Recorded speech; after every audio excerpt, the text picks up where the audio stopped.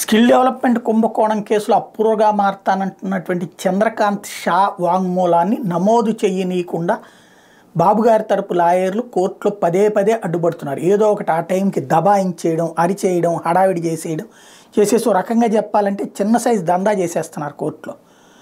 వాస్తవంగా అతను నిందితుడు ఒకసారి అరెస్ట్ అయ్యి జైలుకి వెళ్ళి వచ్చాడు. అందుకని శాశ్వతంగా జైల్లో ఉండటం ఇష్టం లేక అప్రూవర్గా మారాడు. అంటే జరిగిందేంటో చెప్పేయడానికి రెడీ అయ్యాడు. అతను చెప్పేస్తే చంద్రబాబు గారు ఇరుక్కుపోతారు.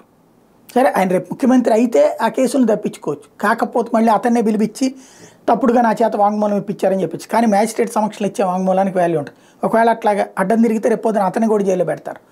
కాబట్టి ఈలోపు ఇప్పుడు అతని వాంగ్మూలం ఆపితే ఆ తర్వాత గొడవ ఉండదు, కేసే కొట్టేయించుకోవచ్చు అన్నటువంటిది వీళ్ళ ఉద్దేశం. అందుకోసం అతను అప్రూవర్గా మారిన తర్వాత వాంగ్మూలం ఇవ్వనీయకుండా అడ్డుపడతా వస్తున్నారు.